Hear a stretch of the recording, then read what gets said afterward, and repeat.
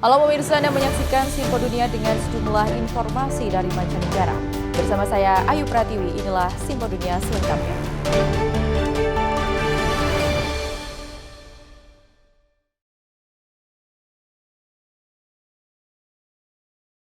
Kita ke informasi pertama pemirsa, pihak berwenang Kenya berupaya mengatasi polusi udara yang kronis dan semakin parah dengan bantuan Badan Pembangunan Internasional Amerika Serikat. Otoritas setempat memasang sensor yang dapat memantau kualitas udara di ibu kota Kenya yang padat penduduknya. Lalu lintas padat dan emisi bahan bakar yang kotor menjadi ciri khas beberapa jalan di ibu kota Kenya.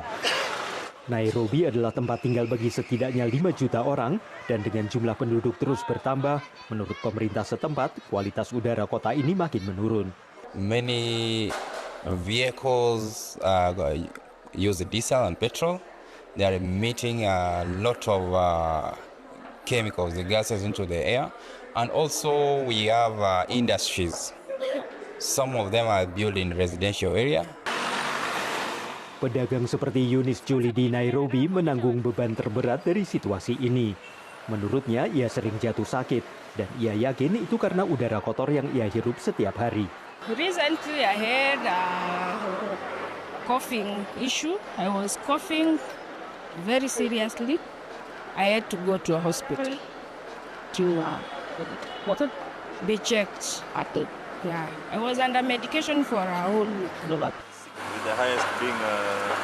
Situasi ini mulai ditangani pihak berwenang di Nairobi. Langkah pertama adalah memasang alat pemantau kualitas udara di sekitar kota. Saluran masuk pemantau ini mengambil partikel di udara. Partikel lebih besar disaring dan menyisakan partikel yang lebih kecil untuk dialirkan ke penyaring.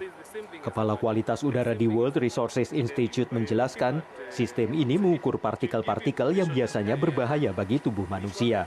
And they come to a filter here where they are impacted, and then the machine has a very sensitive weighing machine that it weighs every 1 minute what is the changes in terms of the weight of the filter. So this is actually an hourly concentration. Data yang terkumpul dikirim untuk analisis waktu nyata. Sejauh ini setidaknya 37 alat pemantau telah dipasang. Inisiatif ini didanai Badan Pembangunan Internasional Amerika atau USAID dengan dana lebih dari $1,5 juta. Menurut juru bicara lembaga ini, data itu akan membantu pemerintah menargetkan intervensi udara bersih di tempat yang paling membutuhkan dan mengevaluasi keefektifannya. Menurut laporan tahun 2020, ada lebih dari 5.000 kematian dini di Kenya yang disebabkan polusi udara setiap tahun. Menurut spesialis penyakit pernapasan, penyakit yang diakibatkan polusi merupakan masalah yang makin memprihatinkan. You have cough. So cough that we cannot explain. Then we also have actually cancers of the upper airway. Dengan alat pemantau udara, Nairobi menjadi satu di antara 10 kota di dunia yang berupaya mewujudkan udara bersih dengan mengumpulkan data.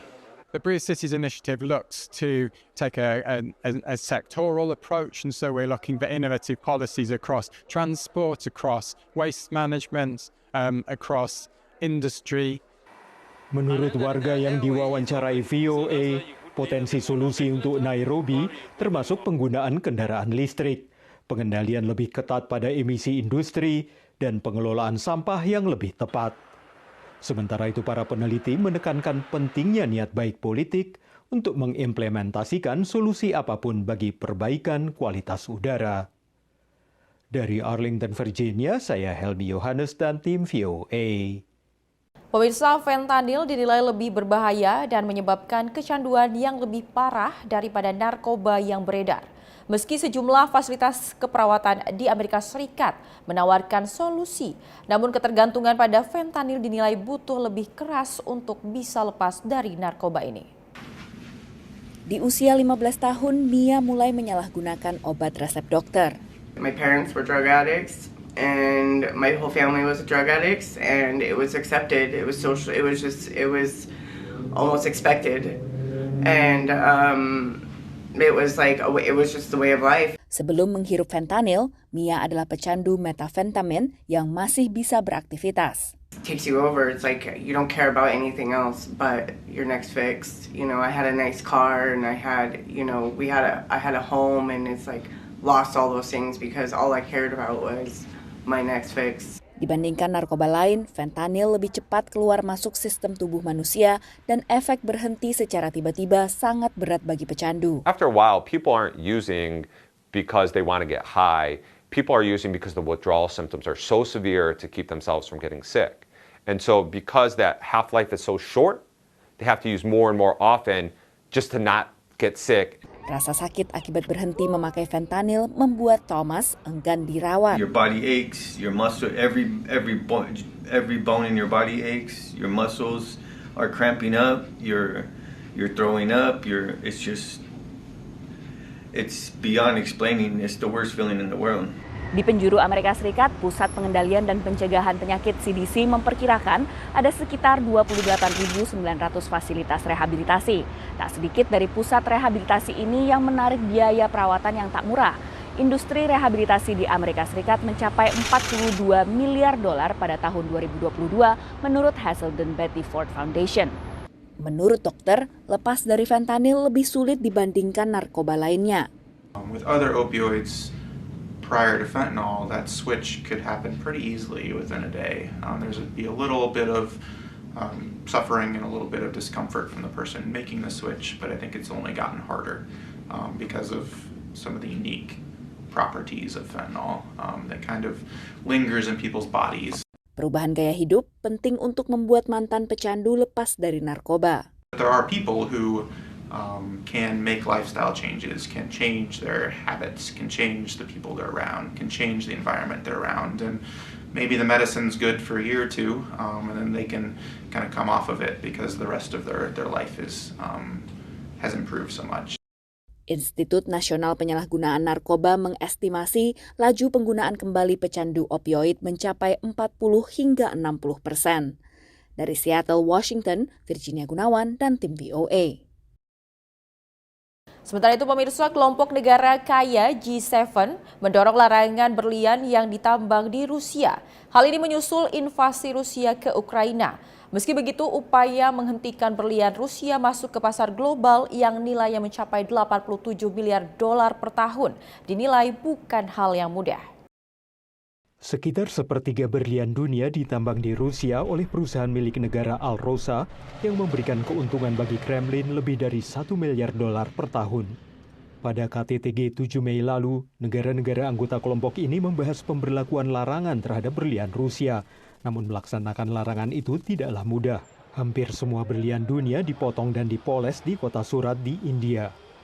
In the case of Russian rough diamonds, if they're polished in India, from the standpoint of American regulations, those are Indian diamonds, and because of that, they're no longer Russian.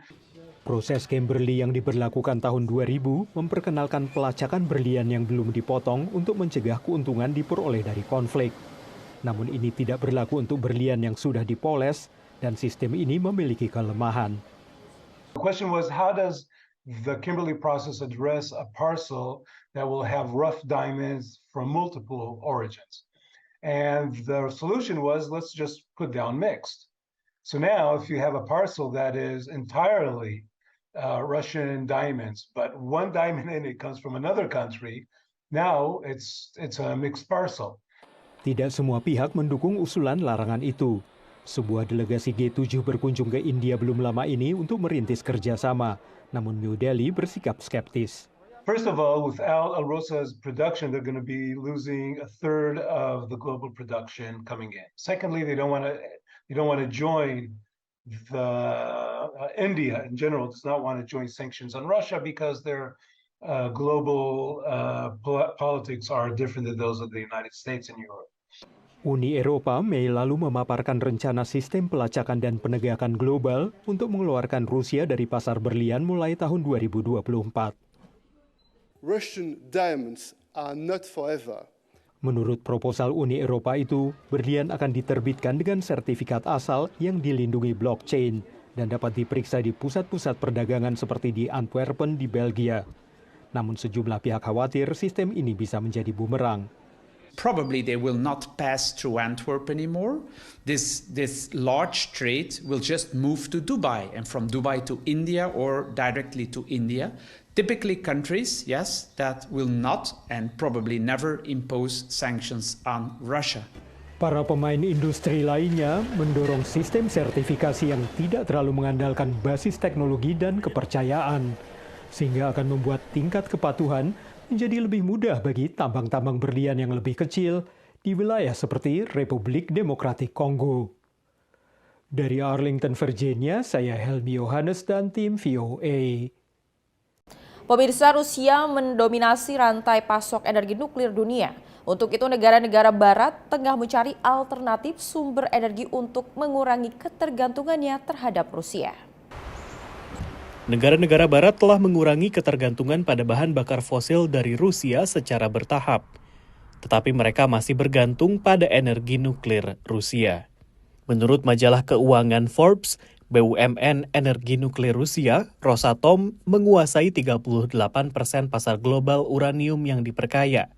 Dan Rusia secara keseluruhan menguasai 46%. Ukraina telah berulang kali mendesak negara-negara barat memberikan sanksi kepada industri nuklir Rusia, khususnya Rosatom. Ukraine doesn't understand why there's still no sanctions imposed on Rosatom, whose people continue to occupy the Zaporizhzhia nuclear plant and put our safety at risk. Namun besaran impor berkata lain. Menurut Euratom, Badan Pemasok Komunitas Energi Atom Eropa dilaporkan mendapatkan sekitar 17% uranium pada tahun 2022 dari Rusia dan sekitar 27% dari sekutu Rusia, Kazakhstan. Selama tahun 2022, perusahaan-perusahaan di Amerika Serikat membeli bahan bakar energi nuklir dari Rusia senilai $1 miliar atau setara 15 triliun rupiah. Barulah pada bulan April 2023, pemerintah Amerika Serikat memberlakukan sanksi terhadap anak perusahaan Rosatom.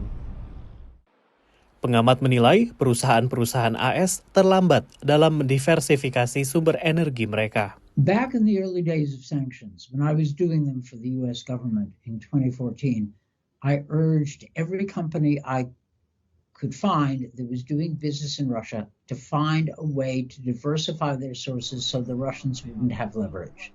And I think we are rather late. Negara-negara barat dapat menemukan pemasok uranium lain, namun pengamat menilai sulit menemukan cara alternatif untuk memperkaya uranium. Uranium enrichment is not something that you can set up overnight. That's a process that takes time, that takes investment, and that is expensive. So, you know, if you in a capitalist market, you look for who has already set up such facilities and who can provide that. Ukraina bertujuan untuk menjadi pemasok seperti itu.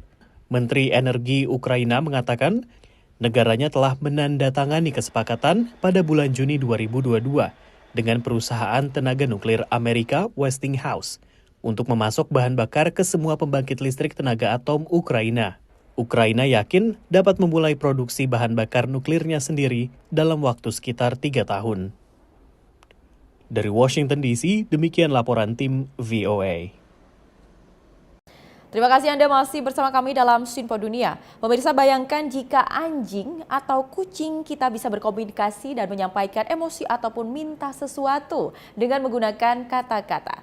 Kini semua bisa dilakukan berkat sebuah inovasi yang seketika populer di Amerika Serikat. Benarkah alat ini ampuh membuat hubungan pemilik dan hewan peliharaan semakin erat? Berikut informasinya. Go, let's go play. Let's go play, go girl. Sebagai pelatih anjing, Morgan Crook mahir berkomunikasi dengan hewan peliharaan. Good girl, catch. Yeah. Ia biasanya tahu apa yang diinginkan binatang dengan membaca gerak-gerik tubuh mereka. More pets. Tapi menurutnya sekarang interaksinya bisa jadi lebih kuat berkat sederetan tombol rekaman kata-kata ini yang bisa ditekan sendiri oleh hewan peliharaan. Wet food. I started off a skeptic. I knew that they could request outside or specific toys. Frisbee. Oh. Play. Frisbee play. But the level of clarity that they're able to give you via the buttons is just unparalleled. And there are things that I've learned, even as someone who has worked professionally with animals for 16 years, that I would not have known otherwise. Beep. Sistem yang digunakan Morgan adalah Fluent Pet yang bisa merekam suara kita. Ball. Pets. Kibble training. Alat ini sangat berguna, terutama bagi hewan dengan disabilitas, seperti Jasper yang buta. Kibble. Having the buttons and a voice when she doesn't have her eyesight to navigate by has really enriched her life in ways that I could have never anticipated. I think a lot of people just really want to connect with the animals they share their lives with. Bunny. Help. So thanks to buttons, we're seeing people report behaviors and interactions with their dog or their cat that, to me, as someone who has a background in cognitive science, I find totally astonishing. Perusahaan ini juga merilis aplikasi Fluent Pet, di mana pemilik hewan bisa mengumpulkan data dan memantau apa yang telah dipelajari anjing atau kucingnya. So I've been logging Jasper's data for close to 2 years. I'm able to see what her most pressed buttons are. Federico Rosano, profesor ilmu kognitif di University of California, San Diego, melakukan penelitian tentang penggunaan tombol oleh pemilik dan hewan peliharaan. Just like any tool, not everybody needs to use it or learn how to use it, but for some people, for some animals, this could be useful. Meski begitu, sistem seperti ini bisa berpotensi besar untuk temuan berikutnya dalam interaksi antara manusia dengan hewan. Okay, let's go. Yes, Dari Glen Allen, Virginia, VOA. Kita beralih ke informasi selanjutnya, pemirsa. Konflik Suriah telah berlangsung selama 11 tahun dan membawa kekacauan di seluruh negara itu. Namun ada satu elemen unik yang aneh, yakni membanjirnya produk palsu dari berbagai merek terkenal di dunia. Restoran KFC ini tampak mirip restoran waralaba dari jaringan makanan cepat saji Amerika, kecuali yang satu ini terletak di Suriah. Lokasinya yang berada di negara yang sedang dilanda perang menimbulkan pertanyaan mengenai keaslian cabang dari merek terkenal dunia ini. VOA menghubungi pemilik gerai di kota Kamishli di Suriah Timur Laut, dan menurutnya ia memegang lisensi dari perusahaan KFC.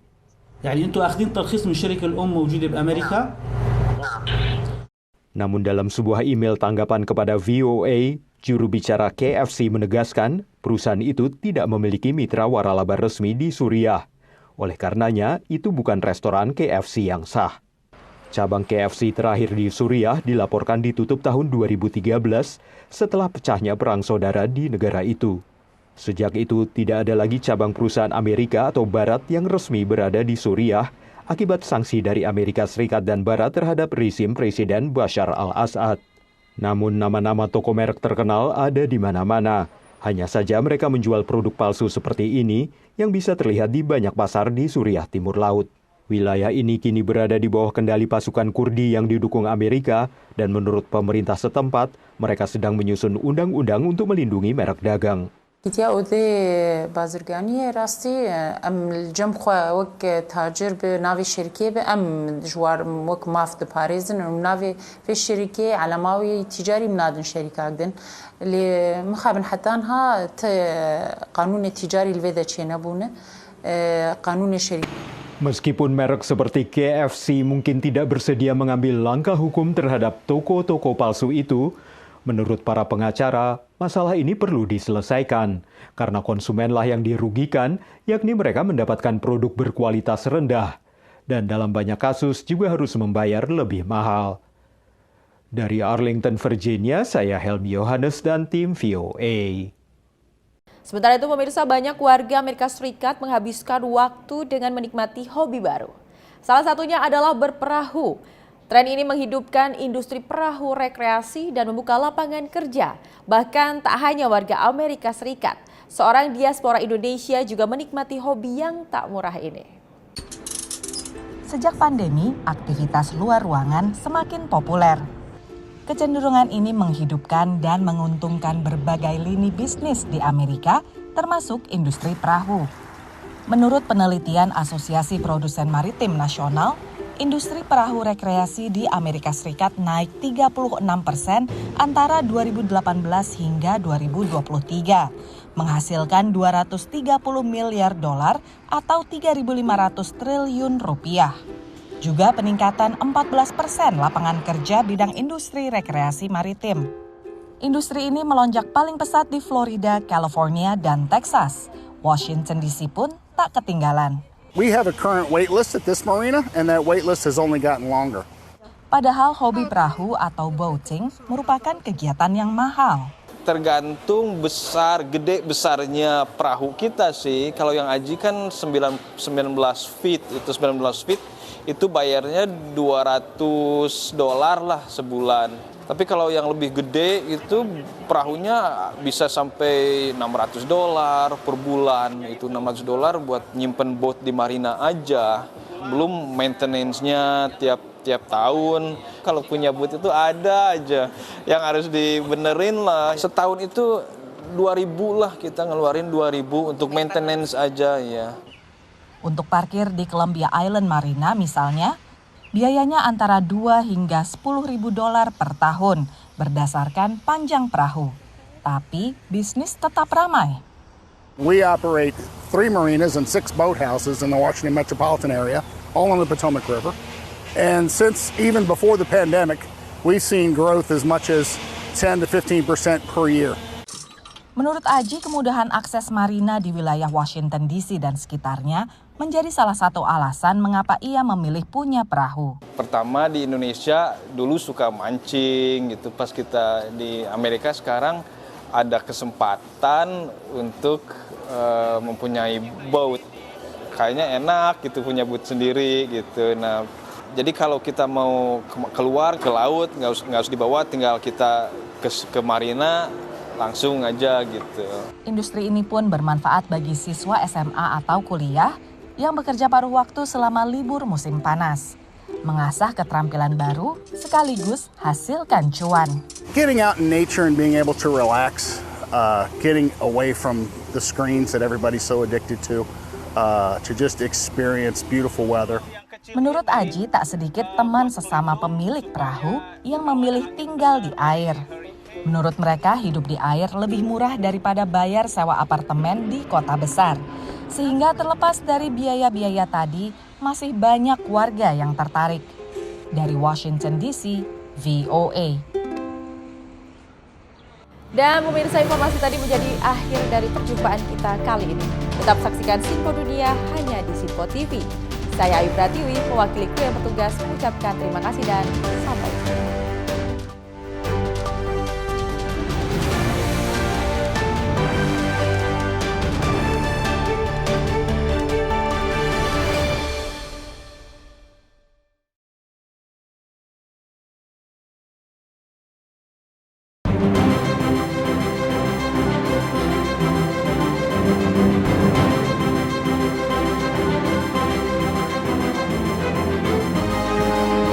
Sinpo TV, News, Sport, Entertainment.